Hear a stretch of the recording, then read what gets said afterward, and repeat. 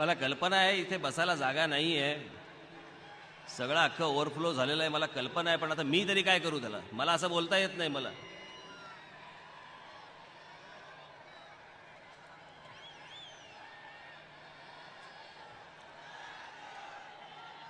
असो, आता तुम्हाला जिथे काही ऐकू येईल तेवढं ऐका.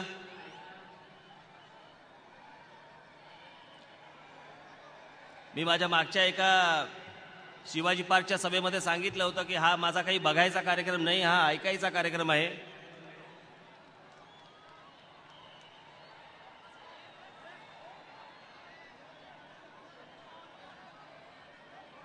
त्याच्यामुळे आपण सर्वजण सगळे शांत बसाल अशी मी अपेक्षा बाळगतो. पक्ष स्थापनेच्या नंतर अनेक विविध चर्चा झाल्या, सगळ्या गोष्टी झाल्या.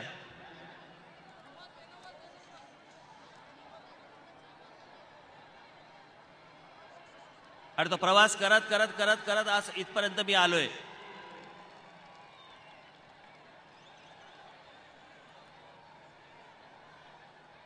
पक्ष स्थापना ज्या वेळेला केली त्यावेळेला देखील मी कधीही कोणाला कधीही फोन नाही केला की माझ्याबरोबर येणार का म्हणून.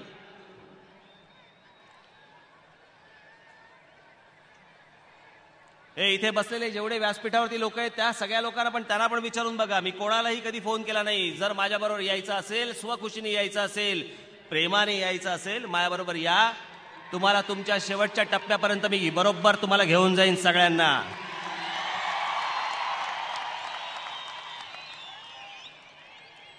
इतका आत्मविश्वास होता, आहे, म्हणून मी पक्ष स्थापन करू शकलो.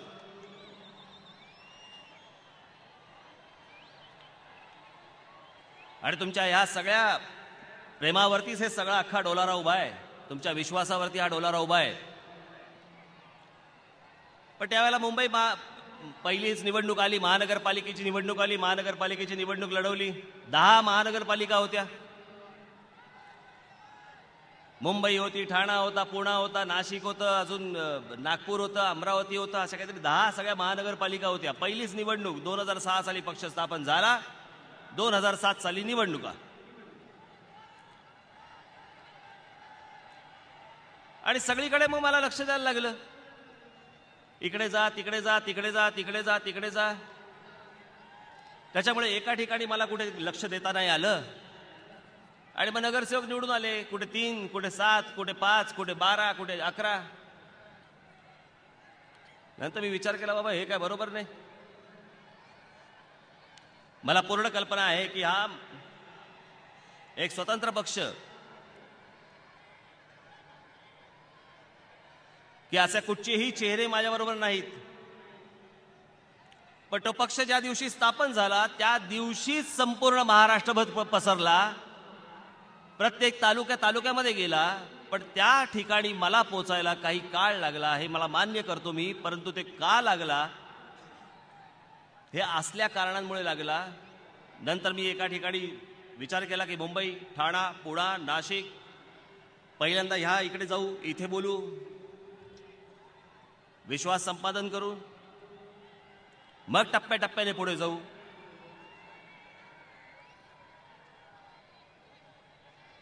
आणि हा आत्ताचा माझा जो दौरा आहे तो संपूर्ण महाराष्ट्र काबीज करण्याचाच माझा हा दौरा आहे.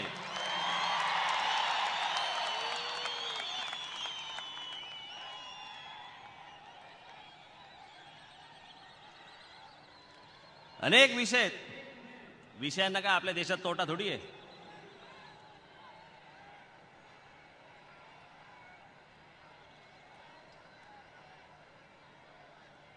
माननीय बाळासाहेब गेल्यानंतर, त्यांचं निधन झाल्यानंतर मी काही बोललो नाही.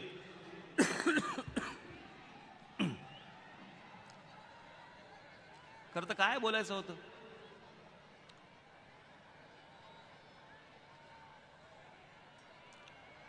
मग त्याच्यानंतर वर्तमानपत्रांमध्ये मुलाखती सुरू झाल्या. टाळी वाजवणार का,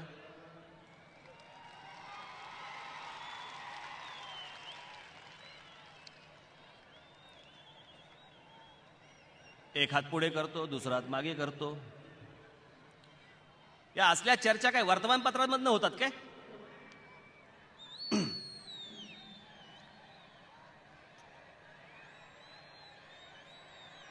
उद्या लग्नाचा समजा एखादा कार्यक्रम करायचा असेल, लग्न आखायचं असेल, त्याच्यासाठी काय मेळावा घेतात काय?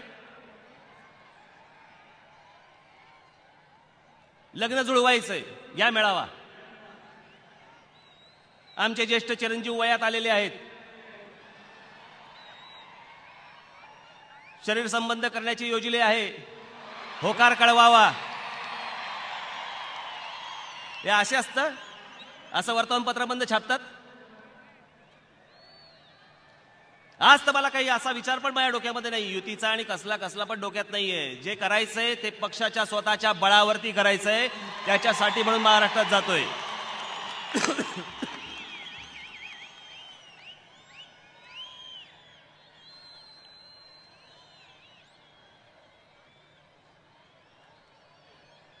याच्या काही जाहीर चर्चा करायच्या असतात?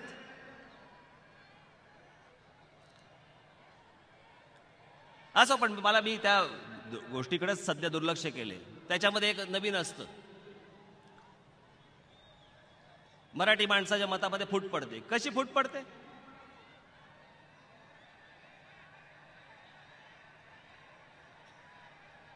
काही लोक बोलतात, वर्तमानपत्रांमध्ये छापून येतात, काही टेलिव्हिजन चॅनलवरती पण दाखवतात, मराठी मतांमध्ये फूट पडते. कशी फूट पडते? महाराष्ट्राची लोकसंख्या किती? 10-10.25 कोटी. या 10-10.25 कोटी लोकसंख्येमध्ये सर्वात जास्ती राहतात कोण महाराष्ट्रामध्ये? मराठीच लोक राहतात.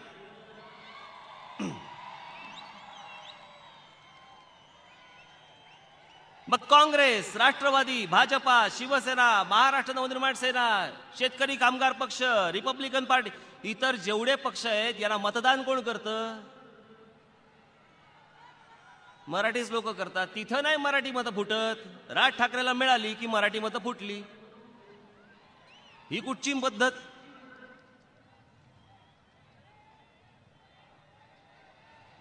त्याच्यामुळे या सगळ्या ज्या गोष्टी चालू आहेत ना, याच्यापासून आपण सगळ्यांनी जरा, म्हणून मी आपल्याला हे का सांगतोय, कारण ज्या पद्धतीने ह्या सगळ्या गोष्टींचा प्रचार होतोय, हे असली कुठची पद्धत? आज इकडे कोल्हापूरमध्ये, कोल्हापूर महानगरपालिकेत कोणाची सत्ता आहे? कोणाची सत्ता आहे महाराष्ट्र महानगरपालिकेत? काँग्रेस. काँग्रेस राष्ट्रवादी. कोल्हापुरामध्ये सर्वात जास्ती लोक कोण राहतात? कोण? मराठी ना. मग त्यांना मतदान कोणी केलं? कानडिगांनी.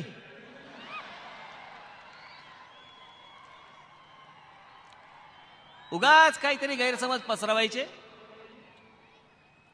आणि तुमच्या समोर काहीतरी एक भलतंच चित्र उभं करायचं. यांचा आमदार निवडून आला की तिकडे मराठी मतं नाही फुटत, यांचा खासदार आणि आमदार पडला की मराठी मतं फुटतात. हे स्वतःच्या सोयीचं राजकारण.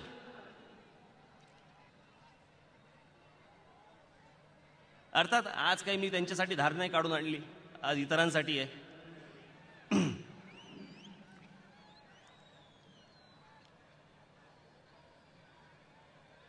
जी मध्यंतरी सगळी आंदोलनं झाली, मुंबईत झाली, कोल्हापुरात झाली, सगळ्या ठिकाणी झाली. आजही माझ्यावरती केसेस चालू आहेत. आत्ताच मध्ये सांगलीला येऊन गेलो, जवळपास 89 केसेस आहेत माझ्या अंगावरती, महाराष्ट्रात आणि महाराष्ट्राच्या बाहेर.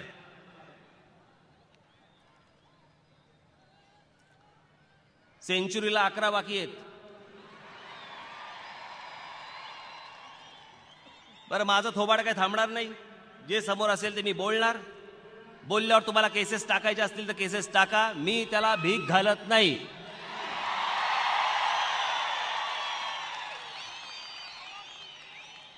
जे महाराष्ट्राच्या हिताचा आहे, जे मराठी माणसाच्या हिताचा आहे, हा राज ठाकरे बोलतच राहणार. सरकारला ते आवडो अथवा न आवडो.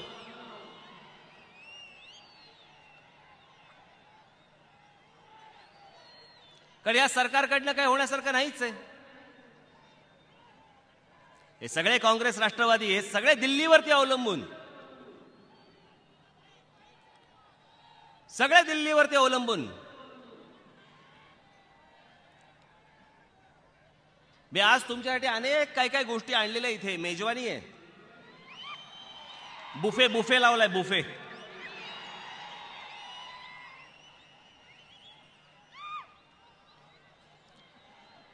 इथे माझ्यासमोर सगळेजण तुम्ही तरुण आलेले आहात. तुमच्यासाठी म्हणून हे महाराष्ट्र सरकार किती घातक निर्णय करतायत याची आपल्याला कल्पना आहे. आणि याच्याबद्दल ज्यावेळेला मी चिडून उठतो आणि ज्यावेळेला चिडून बोलतो त्यावेळेला सांगतात समाजामध्ये तुम्ही दुही निर्माण करतात. मी कसली दुही निर्माण करतोय? दुही निर्माण तुम्ही करतात.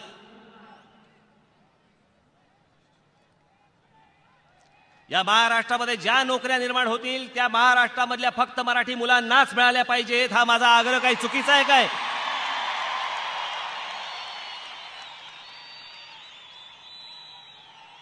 आता नवीन जी आर आणतायत. हा नवीन जी आर आणतायत महाराष्ट्र सरकार की अल्पसंख्याक भाषिक टक्का ज्याप्रमाणे असेल तसं राज्यामध्ये त्या भाषेमध्ये तुम्हाला परीक्षा द्यायला त्यांनी मुभा दिलेली आहे. आणि कंपल्सरी काय करतायत? महाराष्ट्रात, आपल्या महाराष्ट्रात मराठी बरोबर जे हिंदी भाषिक आले आहेत त्यांना हिंदीमध्ये परीक्षा द्यायला पण त्यांची तयारी आहे आणि उर्दूमध्ये देखील त्यांची तयारी आहे. म्हणजे जे परप्रांतात इथे आलेत हिंदी भाषिक, जे परप्रांतात मुसलमान इकडे आलेत, ज्यांना फक्त हिंदी येतं आणि उर्दू येतं, त्यांच्यासाठी म्हणून परीक्षा घ्यायच्या, त्यांनी पेपर द्यायचे आणि त्यांना याच्यापुढे नोकऱ्या मिळणार कारण त्यांचा टक्का वाढतोय. हा माझा नाही, हा महाराष्ट्र सरकारचा जी आर आहे. हे तुमच्या डोक्यावरती आणून बसवतायत आणि ह्याच्याबद्दल राज ठाकरेंनी बोलायचं नाही.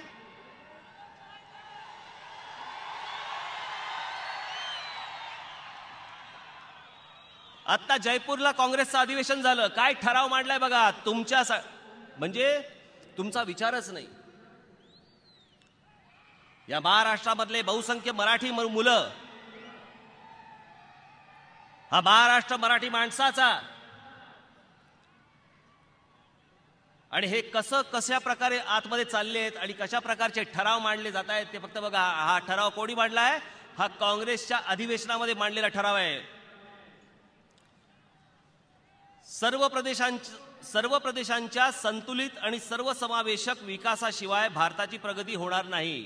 मान्य. पुढे काय? भारतासारख्या विकसनशील देशात स्थलांतर म्हणजे लोंढे, स्थलांतर ही एक नैसर्गिक स्वाभाविक प्रक्रिया आहे. पुढचं बघा.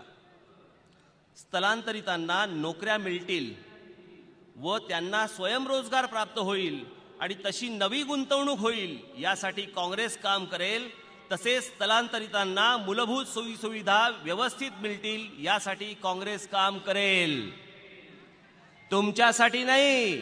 जे बाहेरून लोक येणार आहेत त्यांच्यासाठी आम्हाला उद्योग आणायचे आहेत, त्यांच्यासाठी त्यांना कामं पाहिजेत म्हणून इथे आणणार, इन्व्हेस्टमेंट करणार.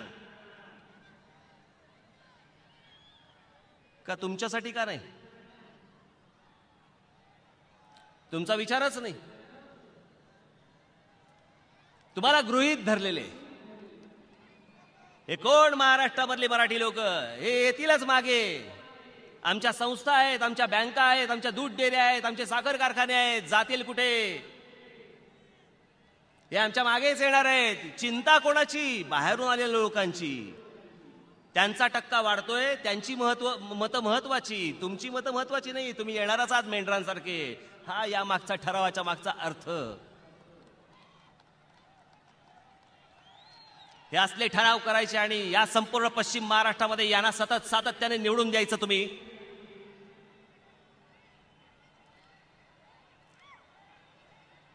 मला काय वेळ लागलं होतं म्हणून मी ह्या सगळ्या गोष्टी बोलतोय? हे सगळे बाहेरून येणारे सगळे जे लोंढे आहेत का हो? मला सांगा. तुम्हाला माहितीये महाराष्ट्रामध्ये रोज किती ट्रेन्स येतात?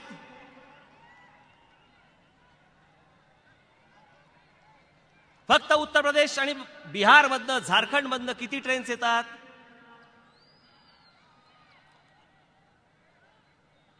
त्यातली एक अख्खीच्या अख्खी ट्रेन ही कोल्हापुरात देखील येते. इथून बिहारला कोण जातं? इथून उत्तर प्रदेशमध्ये कोण जातं? इथून झारखंडला कोण जातं? कोणीच जात नाही. तिथली फक्त माणसं इथे पाठवायची आणि त्यांचा टक्का वाढवायचा, त्याच्यानंतर नोकऱ्या मिळवायच्या, त्याच्यानंतर कामं मिळवायची, त्याच्यानंतर हिंदी शाळा काढायच्या, कॉलेजेस काढायचे, अल्पसंख्याक शाळा म्हणून घ्यायच्या आणि मग त्याच्यानंतर नगरसेवक म्हणून निवडून जायचं, त्याच्यानंतर आमदार म्हणून निवडून जायचं, त्याच्यानंतर खासदार म्हणून निवडून जायचं. हे महाराष्ट्रामध्ये सगळं अख्खं जे षडयंत्र चालू आहे हे मी फक्त सांगतोय आणि ह्याच्यामुळे माझ्यावरती राज्य सरकार केसेस टाकतंय. उद्या आज महाराष्ट्रामधल्या पोलीस खात्यामध्ये सगळे आज महाराष्ट्रातले पोलीस आहेत. उद्या या परीक्षा देऊन तुमच्या जागी हे परप्रांतातले लोक येतील, फक्त हिंदीमधनं परीक्षा सोडवायच्या. पोलीस खात्यामध्ये जा, अजून कुठच्या खात्यामध्ये जा, त्यांचा लोंढा वाढवा. जो वर्षानुवर्ष तुम्हाला मतदान करत आला त्या माणसाबद्दल तुम्हाला काळजी नाही, लाज वाटत नाही तुम्हाला? तो इतकी वर्ष तुम्हाला मतदान करत आला आणि दुसऱ्यांचा विचार करता तुम्ही.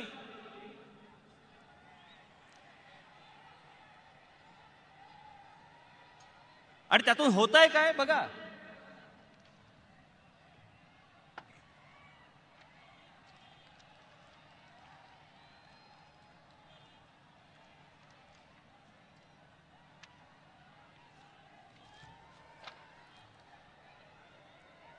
पुढील नमूद संख्या ही बिहार राज्यातून इतर राज्यात सुटणाऱ्या रेल्वे गाड्यांची आहे. फक्त बिहारमधून सर्वात जास्ती आकडा, देशामधला सर्वात जास्ती आकडा रेल्वे ट्रेन्स येण्याचा हा महाराष्ट्र आहे. 17 गाड्या नवी दिल्लीला जातातच. नवी दिल्ली हा त्यांचाच भाग आहे, त्याच्यामुळे तो विषयच येत नाही. गुजरात 5 गाड्या, राजस्थान 11, उत्तर प्रदेश 12, मध्य प्रदेश 2, पश्चिम बंगाल 17, आसाम 14, आसाम 4, कर्नाटक 6, गोवा 1. मला सांगा, या सगळ्या राज्यांमधनं फक्त इथून ट्रेन्स येतात, तिथून कोण जातो? हे प्रश्न आम्ही कधी विचारायचे नाहीत? सर्व रेल्वे मंत्री बघा, सगळे रेल्वे मंत्री हे सगळे उत्तर प्रदेश बिहार मधले सगळे रेल्वे मंत्री यांनी या ट्रेन्स वाढवल्या. मग आमच्या महाराष्ट्रामधले नेते जे दिल्लीत जाऊन बसले ते करतात काय? महाराष्ट्राची चिंता तुम्हाला वाटत नाही का? ही जी भीषण परिस्थिती आज उद्या उभे राहणार आहे इथे, हे बघा एकूण किती गाड्या येतात.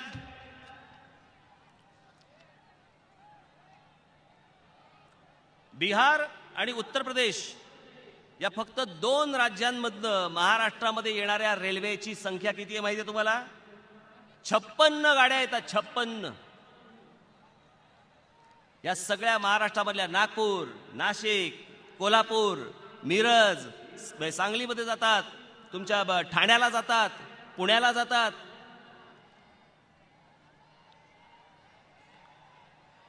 याच्याबद्दल काही बोलायचं नाही. मध्यंतरी ज्यावेळेला त्या रेल्वेच्या परीक्षा होत्या, त्या रेल्वेच्या परीक्षांमध्ये ज्यावेळेला माझ्या पक्षामधले सहकारी ज्यावेळेला भडकले आणि ज्यावेळेला हा सगळा हंगामा झाला, केसेस माझ्यावर टाकल्या, पण निवेदनांची भाषा नाही कळत.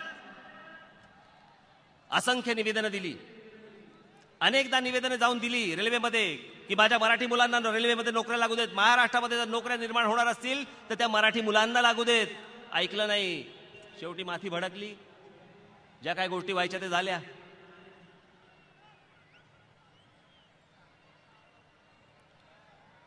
पण हे का होतं, कशासाठी होतं, हा का राज ठाकरे बोलतो, याचं काही गांभीर्य नाही, या गोष्टींबद्दल काही नाही.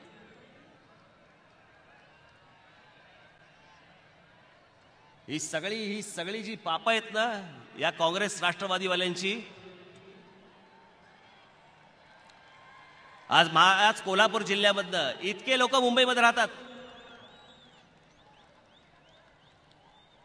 किती लोक राहतात मुंबईमध्ये मला माहिती आहे. एकेका 10 बाय 10च्या 100 फुटाच्या जागेमध्ये 12-12, 14-14, 15-15, 20-20 लोक राहतात. काय रे, माझी पोलिसांना विनंती असे आहे की त्यांना जरा दूध जास्ती झालं असावं. यावेळेला होतं थोडंसं.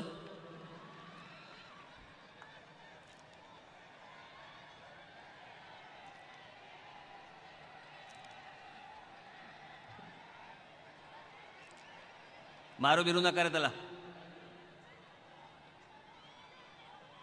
त्याला बसवा आणि त्याच्यावर कोणतरी बसवा.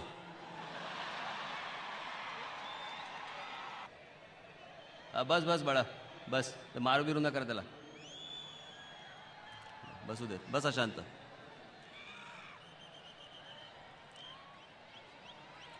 या सगळ्या गोष्टी यांच्या आम्ही पोसायच्या आणि याच्यानंतर काय करायचं, हा उद्रेकही आम्ही करायचा नाही. आणि या उद्रेक झाल्यावरती बोलतात बघा कसे. आपल्याच सांगलीमधली घटना. आता ही वाचल्यावरती जर तुमचे तळपायाची आग मस्तकात जर नाही गेली आणि त्याच्याबद्दल जर समजा तुम्ही कोणी बोलला नाही आणि राग व्यक्त नाही केलात, मग करायचा कुठे? का नाही बोलत आमचे खासदार दिल्लीमध्ये?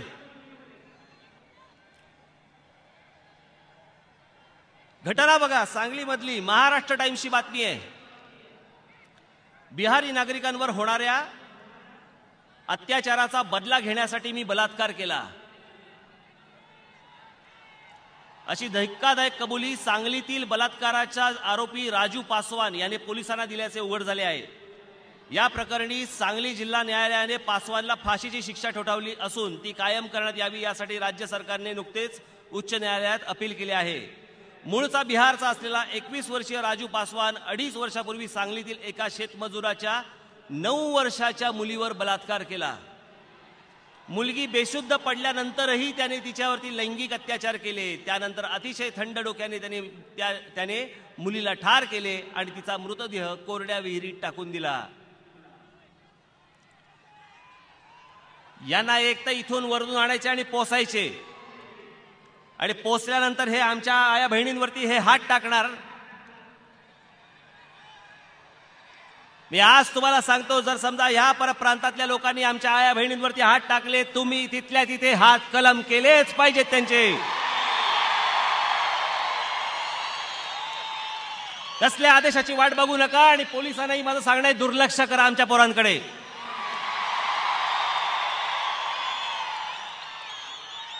साले भडवे बाहेरून येणार आणि आमच्याकडे माज दाखवणार इकडे. आणि हे का दाखवू शकतात?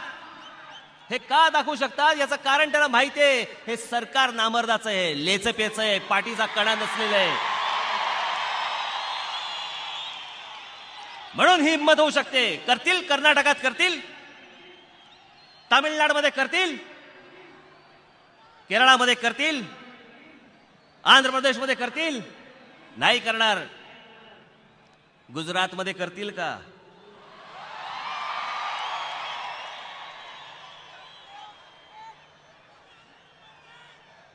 फाशीची शिक्षा राहू दे गुजरातमध्ये, सापडायचा पण नाही नंतर. पण आमच्या लोकांना काही देणं घेणं नाही. स्वतः मातब्बर व्हायचं, सगळ्या स्वतःच्या गोष्टी करायच्या. हे इथले तुमचे सगळे पश्चिम महाराष्ट्रातले नेते राहिला पुण्या मुंबईमध्ये, सगळ्यांचे बंगले आणि फ्लॅट पुण्या मुंबईमध्ये, आणि आम्हाला सांगायचं. त्या अजित पवार मध्यंतरी नाही का बोलले, राज ठाकरेंना शेतीमधलं काय कळतं, त्यांना तर काय खाली काय उगवतं आणि वरती काय उगवतं माहिती नाही. अजित पवारांनी आम्हाला सांगू नये आमच्याकडे खाली काय उगवतं आणि वरती काय उगवतं. आम्हाला सगळं माहिती आहे.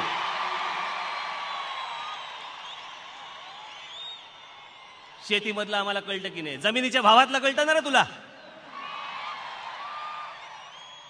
एक दुसरे तुमचे जयंत पाटील सतत आश्चर्य झाल्यासारखा चेहरा. ते गृहमंत्री होते, ते गृहमंत्री असताना मी असा त्यांना दाखवायला गेलो. हे सगळं त्यांच्या घरी सतत प्रत्येक कुठचीही गोष्ट बोला, आश्चर्यच. अहो जयंतराव, इथे ते असं असं झालंय, इतके सगळे लोक बाहेरच्या प्रांतात येतात आणि इथे धुडगुस घालतायत. खरं की काय मला माहितीच नाही. कल्पनाच नाही मला या गोष्टींची. मला काही कल्पना, मी हे विचारपूस करतो आणि सांगतो.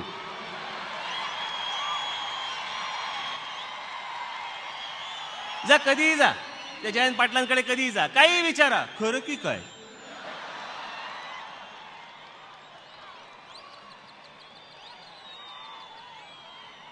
कसले नेते घेऊन बसले होय?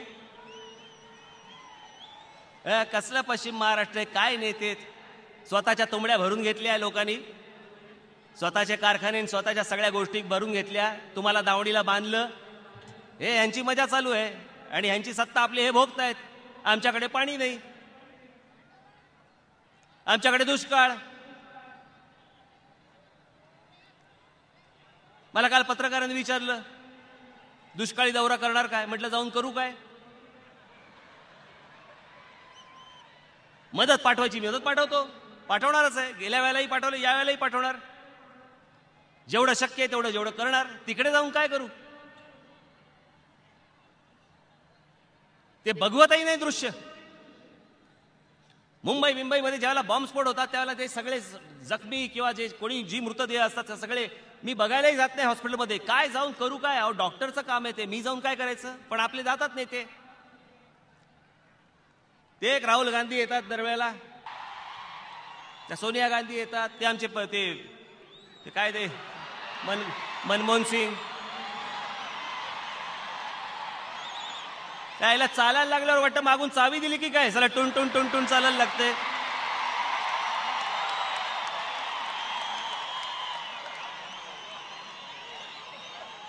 त्याला 15 पावले गेल्यावरती बंद पडेल असं वाटतं. टाप टाप टाप टाप बंद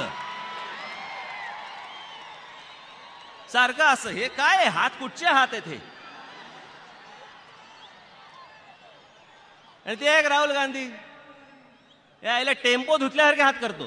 टेम्पो धुतो का तू? पुढची काच धुतो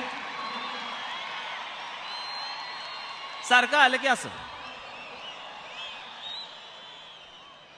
हे जाणार तिकडे दुष्काळग्रस्त भागाची भेट द्यायला. इतक्या वर्षांच्या तुमच्या राजवटीमुळे हे दुष्काळ पडतात इकडे, त्याचं भान नाही तुम्हाला? का नाही गुजरातमध्ये दुष्काळ पडत? मी स्वतः गुजरातच्या दौऱ्यावरती जाऊन आलोय. हे महाराष्ट्रासारखे असले प्रश्न नाहीत तिकडे. हे सगळे प्रश्न आता गेल्या 10 वर्षामध्ये सोडवलेले आहेत. 10 वर्षामध्ये मधले युती सरकारचे 4.5 वर्ष बाजूला काढा, संपूर्णपणे काँग्रेसचं सरकार आहे. का वेळ लागला? का नाही पाणी पोचत? का नाही अजून वीज पोचत? मी तुम्हाला सांगतो, मी मध्यंतरी नाशिकला हर्सुल नावाचं एक गाव आहे, हर्सुल. आतमध्ये अगदी शेवटच्या टोकाला, म्हणजे तिथून गुजरातची बॉर्डर सुरू होते. आदिवासी भाग आहे सगळा तो. आणि तिकडे मी गेलो.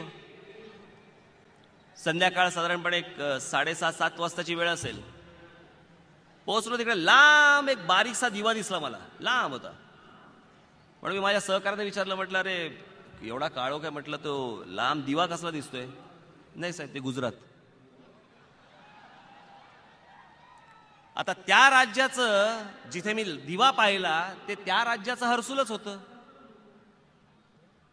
म्हणजे शेवटच्या गावापर्यंत त्यांनी वीज पोहोचवलेली आहे. आमच्याकडे अजून 12-12 तास, 16-16 तास लोड शेडिंग चालू आहे.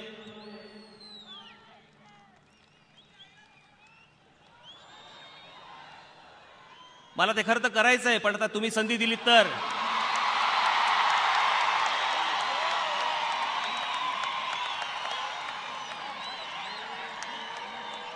तुम्ही पाठीशी उभे राहा, बघा काय काय करतो मी.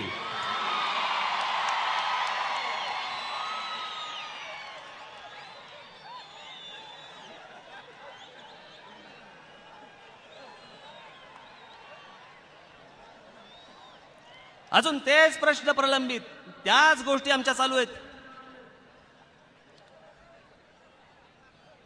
आणि आम्हालाही काही त्याचं नाही सोयरसुतक. मी कालच पत्रकार परिषदेमध्ये सांगितलं ना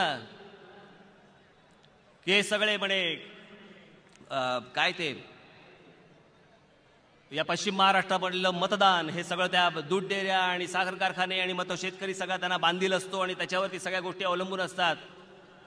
अरे एकदा दूध तोडून टाका रे त्यांचं, ते तरी कसे जगतात बघूया ना आपण. जर तुमच्या दुधावरती त्यांच्या डेऱ्या अवलंबून असतील, मला मान्य तुम्हाला पैसे मिळतात, पण म्हणून एवढी काही धमकी अंगावरती घेण्याची गरज नाही. सर्व बाजूनी बरबडून टाकलेला आहे महाराष्ट्र, सर्व बाजूनी.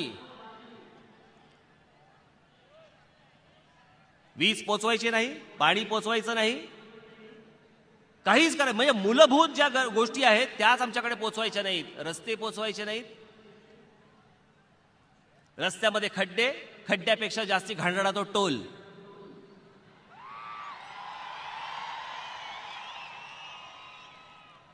म्हणून मी मध्यंतरी आंदोलन घेतलं. मला साधी सुधी आंदोलनं जमतच नाहीत. आपलं ब्रीदवाक्य काय? खळ आणि फटाक, दुसरं काही नाही.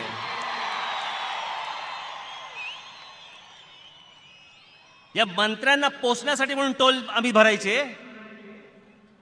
यांच्या संस्था उभ्या करण्यासाठी, यांची घरं भरण्यासाठी म्हणून आम्ही टोल भरायचा रोजचा. हे कसले टोल? मिळतंय काय त्या टोलमधनं?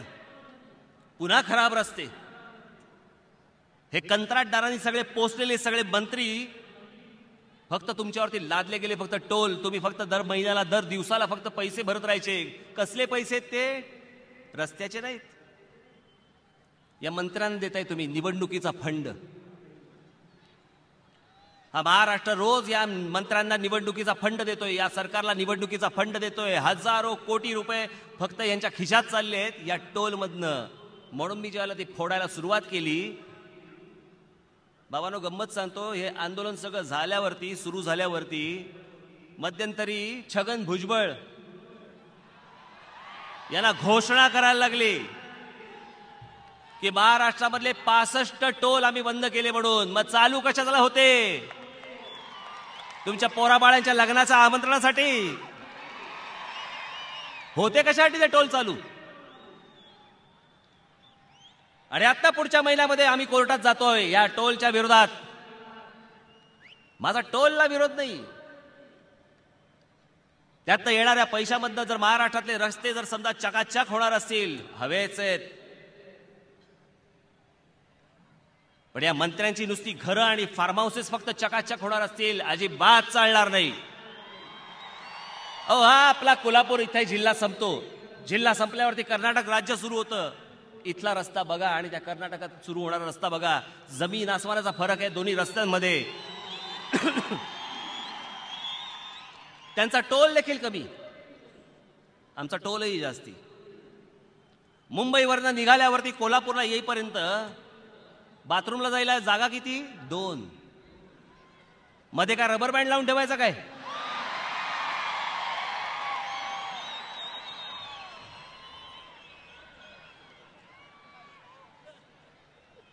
कोल्हापूरला येईपर्यंत करायचं काय? या आमच्या माता भगिनींचा विचार पण नाही करत. त्या संपूर्ण रस्त्यावरती कर्नाटकाच्या बघा, प्रत्येक 5 ते 6 किलोमीटर, 10 किलोमीटर वरती प्रत्येक ठिकाणी बाथरूम आहेत, ट्रकची पार्किंगची सोय. या सगळ्या गोष्टी त्यांच्या राज्यामध्ये होतात तेवढ्याच, त्यापेक्षा कमी पैशात. आणि इथे सर्वात जास्ती पैसे लावून देखील, टोल जास्ती आकारून देखील तुमच्याकडे सुखसुविधा नाहीत. बाबांनो, मी तुमच्यासमोर आता फक्त काही आकडे मी दाखवणार आहे. तुम्हाला आश्चर्य वाटेल की महाराष्ट्रात सर्वात जास्ती, अख्ख्या देशात महाराष्ट्रात सर्वात जास्ती टोल आहेत. आणि अख्ख्या देशात महाराष्ट्रात सर्वात जास्ती रस्त्यावरचे अपघात आहेत. तुम्हाला फक्त संख्या सांगतो.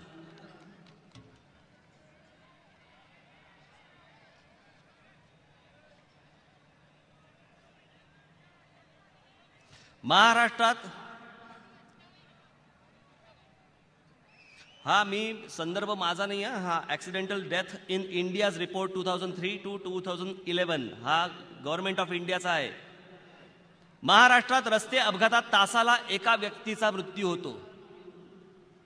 तासाला. महाराष्ट्रात रस्ते अपघातात दिवसाला 33 लोकांचे मृत्यू होतात. महाराष्ट्रात रस्ते अपघातात महिन्याला 1016 लोकांचे मृत्यू होतात. आणि महाराष्ट्रात रस्ते अपघातात वर्षाला 12,194 लोकांचे मृत्यू होतात. का? कारण रस्ते चांगले नाहीत. का? कारण रस्ते बरोबर नाहीत, त्याची वळणं बरोबर नाहीत, त्याचे सायनेजेस नाहीत, नीट बांधलेले नाहीत. आणि त्याच्यामुळे प्रत्येक घरामधला एक एक माणूस या हरामखोरांमुळे दरवर्षी दगावतो. आपल्या एकेका घरामधला एक एक माणूस रस्त्यावरती मरतोय. आणि त्याच्यानंतर देखील आम्ही यांना टोल भरत राहायचे प्रत्येक ठिकाणी. का? ह्यांना इलेक्शन फंड हवाय. आता मला सांगा, हे सगळे टोल मी फोडले, हे योग्य केलं की अयोग्य केलं?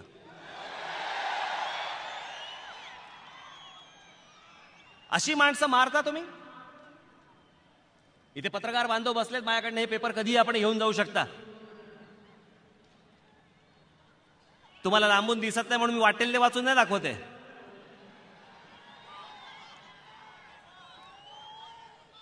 ही महाराष्ट्रातली परिस्थिती आहे. महाराष्ट्रामधला महिलांचा जर आकडा काढला आपण तर साधारणपणे 80% महिला, हा गव्हर्नमेंट ऑफ इंडियाचा रिपोर्ट आहे, 80% महिला महाराष्ट्रातल्या या अशक्त आहेत.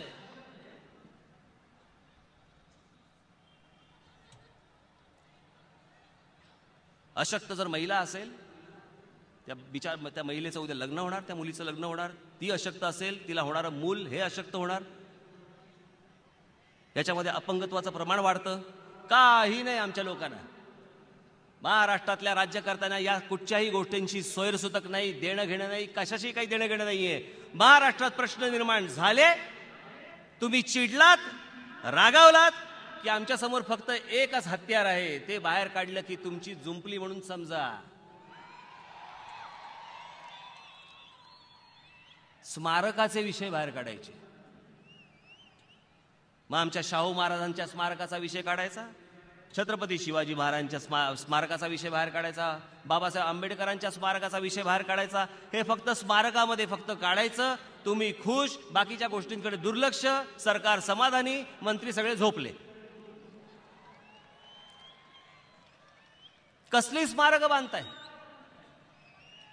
छत्रपती शिवाजी महाराजांचं स्मारक बांधायचंय. अहो, एवढे गड किल्ले महाराष्ट्रामध्ये आहेत, त्याची डागडुजी करून नीट चांगले करा, त्याच्यावरती पैसे खर्च करा ना.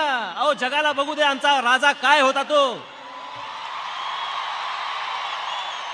या मोगलांच्या नाकावरती टिचून आमचा राजा कसा उभा राहिला हे अख्ख्या जगाला दिसू देत, कळू देत. हे आमचे गड किल्ले दिसू देत, ते चांगले करा. समुद्रामध्ये स्मारक करतायत, स्टॅच्यू ऑफ लिबर्टी पेक्षा 3 इंच उंच. यातल्या अर्ध्या मंत्र्यांनी स्टॅच्यू ऑफ लिबर्टी नाही पाहिली. स्टॅच्यू ऑफ लिबर्टी मी पाहिली आहे. तेवढा जर पुतळा महाराजांचा तिकडे अश्वारूढ पुतळा समुद्रात उभा करायचा असेल, जागा केवढी लागेल? एक. अश्वारूढ पुतळा महाराजांचा जर तेवढा उभा करायचा असेल म्हणजे जिरेटोपाच्या वर 3 इंच, म्हणजे त्या स्टॅच्यू ऑफ लिबर्टीच्या वरती 3 इंच जिरेटोप येणार महाराजांचा. बरोबर की नाही? घोडा केवढा झाला? एवढं मोठं शिल्प बांधणार कोण? तयार कोण करणार? शिल्पकार कोण आहेत जगात? त्याला किती खर्च येईल आपल्याला कल्पना आहे, अंदाज आहे? तेवढा जर समजा पुतळा बांधायचा ठरवला तर त्याला कमीत कमी 5 ते 6 हजार कोटी रुपये खर्च येईल. 5 ते 6 हजार कोटी रुपये. 5 ते 6 हजार कोटी रुपये इथे महाराष्ट्रातल्या गडकिल्ल्यांवरती खर्च करा ना. ही आमच्या महाराजांची स्मारक आहेत. जी स्मारकं उभी करा ती लोकांच्या उपयोगी तर पडू देत. लोक उपयोगी काही पडत नाही, काही त्याचा फायदा नाही, काही नाही. बस करायचं. निवडणुकीच्या तोंडावरती तुम्हाला काहीही सांगितलं की आम्ही मतदानाला मोकळे. मागच्या वेळेला पण महानगरपालिकेच्या निवडणुकीला इथे कोल्हापूरला मी निवडणूक लढवली नाही. मी म्हटलं पैसे आणायचे कुठून एवढे? मला कोणीतरी सांगितलं 5,000 रुपये मताला आणि 10,000 रुपये मताला. म्हटलं बाबा एवढे नाही पैसे आपल्याकडे.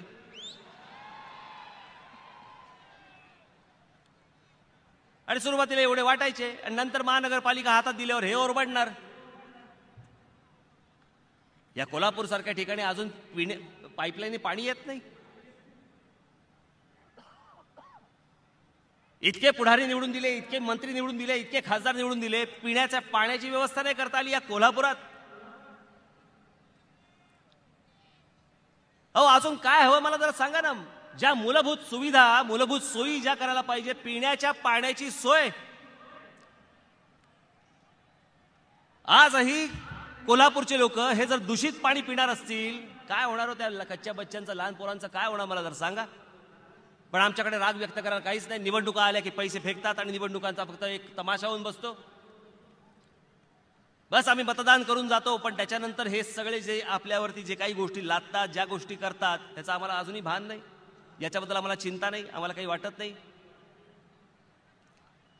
मगाशी शिशिर शिंदेनी हा विषय काढला. त्या नांदेडच्या गुरुद्वाराला किती कोटी रुपये दिले त्यांनी? 2,000 कोटी रुपये दिले. देण्याबद्दल आमचं काहीच मत नाहीये. पण एक शीख पंतप्रधान ज्यावेळेला येतो, पंतप्रधान म्हणून बसतो, त्यावेळेला त्यांच्या गुरुद्वाराला 2,000 कोटी रुपये दिले जातात. द्यावेत. आमच्या महालक्ष्मी मंदिराला देखील तुम्ही 1,000 कोटी रुपये द्या. तेही एवढं मोठं आमचं देवस्थान, त्याची चिंता नाही. पण आमच्या महाराष्ट्रातल्या राज्यकर्त्यांना, नेत्यांना, खासदारांना, आमदारांना कोणाला काही देणं घेणं याच्याशी काय?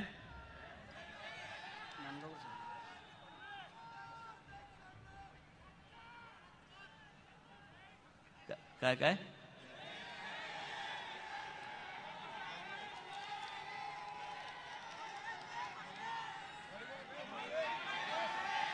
काय आहेत?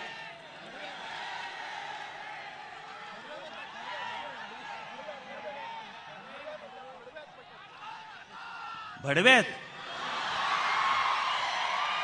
तुम्ही काहीतरी माझ्या तोंडून वधवून घेता.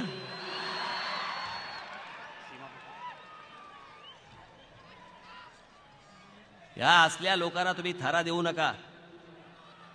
मी आता पश्चिम महाराष्ट्रातला सांगली, सातारा वगैरे करत आलो. मी कोल्हापुरापर्यंत आलो. प्रत्येक ठिकाणी मी माझ्या विभागातल्या आमच्या सगळ्याच लोकांची मी बैठक घेतली.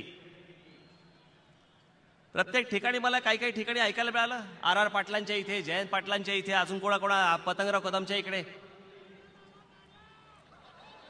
माझे जे सहकारी आहेत, माझे जे पदाधिकारी आहेत पक्षातले, ते जर समजा शाखा बांधायला गेले तर तिकडे तुम्ही धमक्या देता. आर पाटील तुमचे कार्यकर्ते माझ्या पदाधिकाऱ्यांना धमक्या देतात, त्यांच्या घरच्यांना, आई वडिलांना धमक्या देतात. मी तुमच्या साक्षीने सांगतो आता आणि पोलिसांच्या साक्षीने सांगतो, याच्या पुढे माझ्या शाखा उभ्या करत असताना आर पाटलांचे लोक जर आडवे आले तर आर पाटलाच्या घरच्यांना देखील माझ्याकडनं धमक्या जातील, एवढं लक्षात ठेवा.